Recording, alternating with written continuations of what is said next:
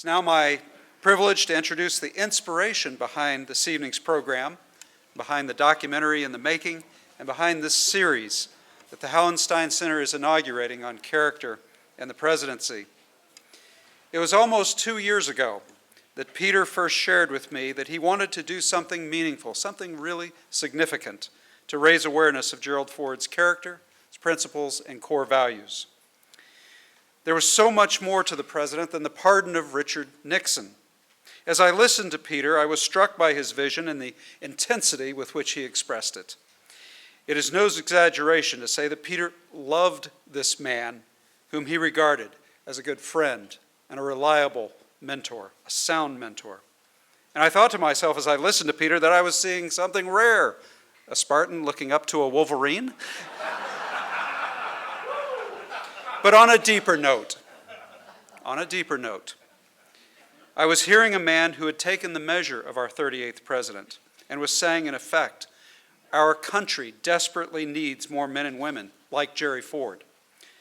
Whether it was through his military service or his congressional leadership or his selfless service in the White House, Jerry Ford stacked up well compared to, and this occurred to me when we were talking, yes, even the founders of this country in terms of integrity and sound character. He never swapped character for celebrity, he never swapped principle for popularity, and he never swapped substance for image. Several more times I met with Peter and then with Hank Meijer to talk about raising young people's awareness of this indispensable man and the leader who stepped up at a tough time in our nation's history. It turns out that the former ambassador to Italy was now focusing on being an ambassador to a very good man and a good friend. Ladies and gentlemen, please welcome Peter Secchia.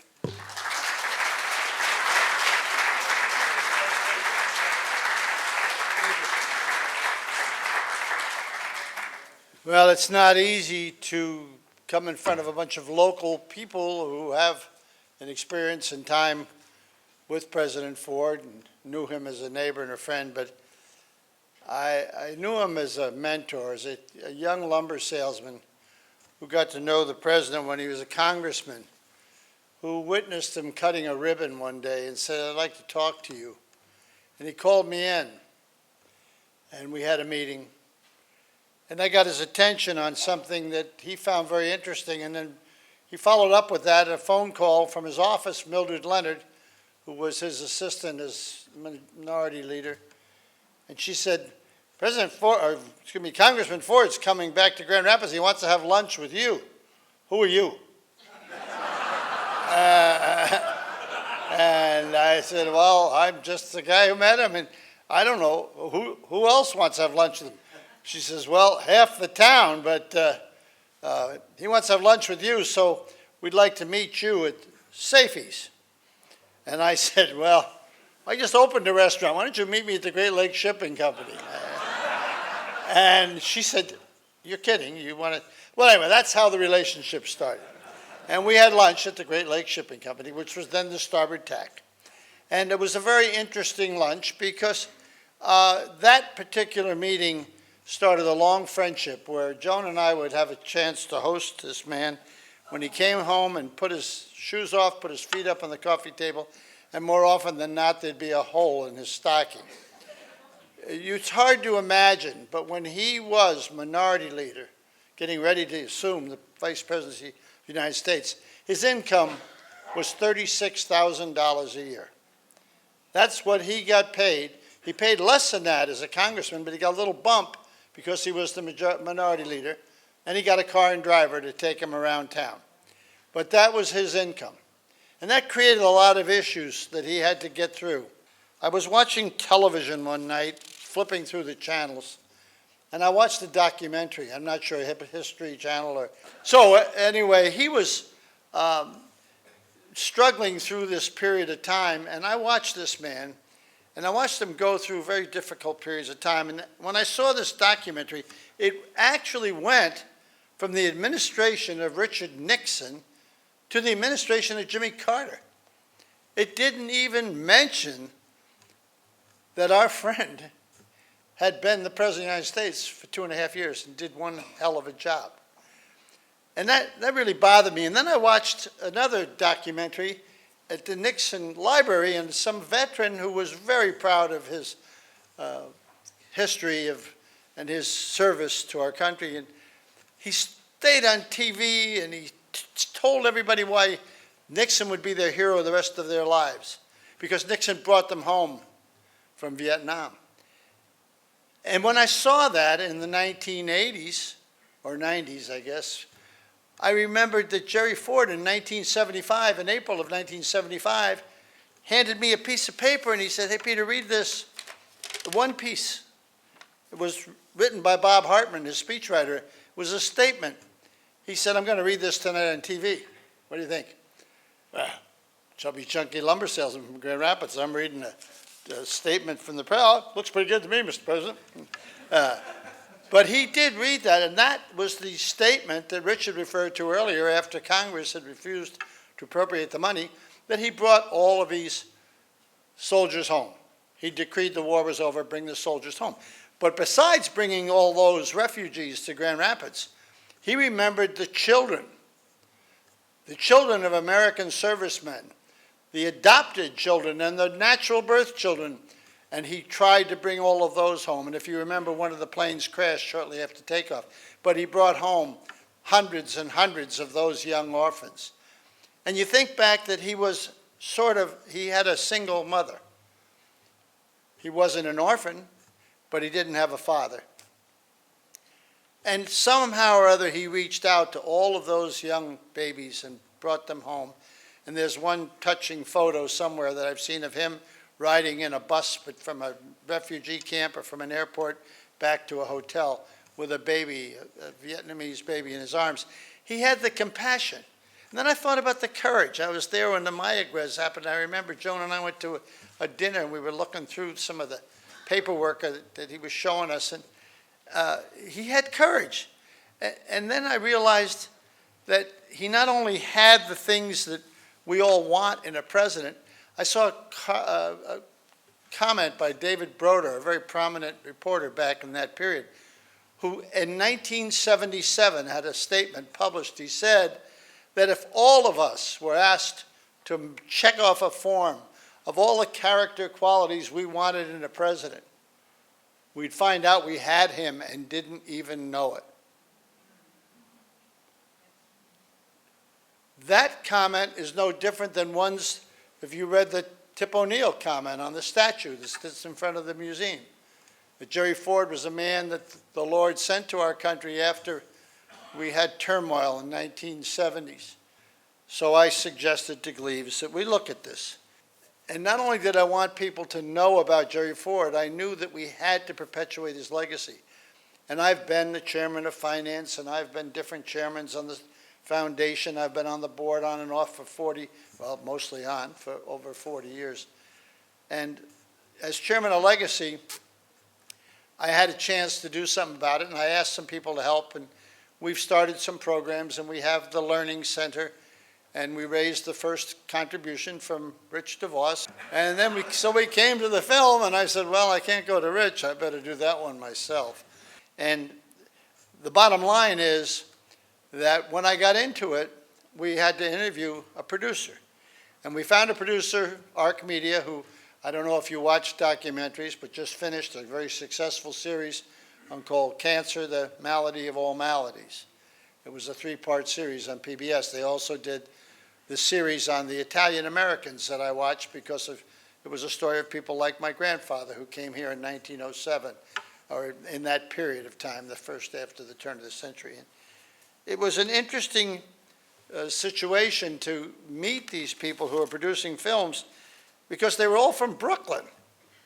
And who would think of Brooklyn as the center of American documentaries? And if you find out what everybody's done and the people who have made the best documentaries, most of them have used either lawyers, producers, directors, sound studios in Brooklyn, New York. So I flew to Brooklyn. And I went to find these people to show you how worldly I am. I couldn't find their office. I was an hour late. I don't know if you've been to Brooklyn lately, but not only is the traffic terrible, but the roads are worse. And in Grand Rapids, we have roads with potholes. Out in Brooklyn, they have roads that don't seem to go anywhere. They all turn in corners and end up in the, it's worse than Rome. And believe me, I lived in Rome for 4 years, and that is a tough place to get around. Brooklyn was worse. But we found Chris Durantz, who directed this film, and the producer, and the partner and owner is Barrett Goodman, who's partnered with John Maggio, who have all won Pulitzer Prize and awards for their films, their documentary films.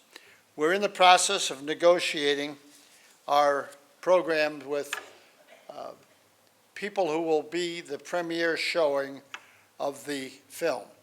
I can't mention who that is, but it's two very prominent national channels. And we've got an agreement on a narrator who's been approved by one of those key channels. And we're in process of negotiating that salary.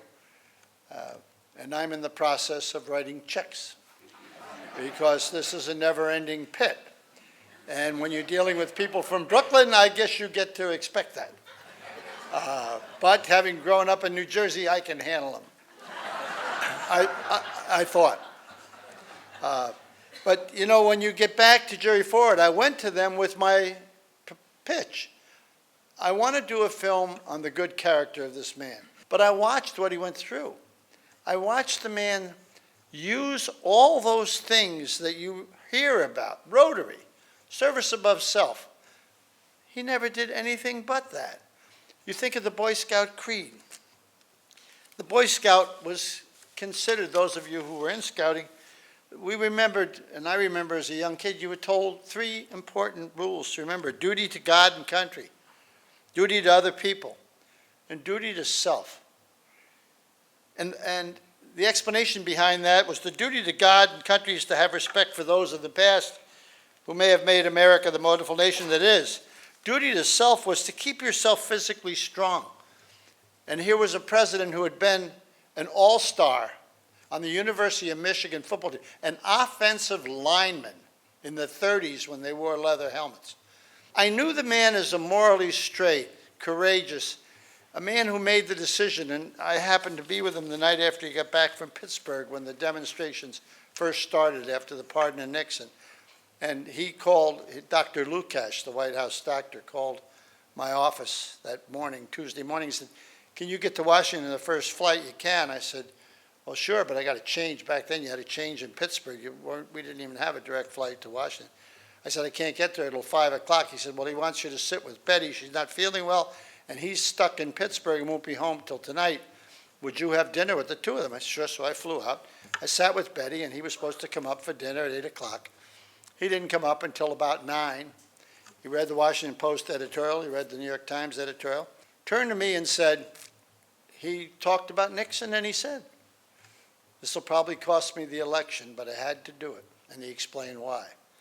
And I was so nervous being there, I was looking around for the Mossad microphones or any kind of CIA filming, but I didn't want to be in this, and like a fool, I went like this, time out. Let's talk about something else. I should have let him ramble on, because that was history in the making, and I wasn't smart enough. Again, chubby, chunky lumber salesman from Grand Rapids, 35 years old, 34 years old at the time. I watched him, but I knew he was in pain, and he recognized what would happen to him, and he did. He lost that election, and that was probably the reason. But when I was done with that, I turned to Hank Meijer, my partner, my co-chairman for the Legacy Committee, and I said, "Hank, this money's going out faster than I thought it would. I need some help on the distribution side of this. So would you put some shekels into the pile and help us do the distribution?" Because I couldn't focus on the legal part, the production part, all the friends. So I hired Dan Perot, and Dan is now my coordinator for the production unit. And Dan is here tonight, and he has been working with me on coordinating with the producers. So the clips we're going to show you are just a part of this film. And if there are any TV cameras in the room, we're going to ask you to shut them down, because we can't have any film made of the film, because we're in negotiations with the national broadcaster, and we've got to have that broadcast partnership. And that is what the base of this whole distribution of this film will allow us then to negotiate with people who will use it for education.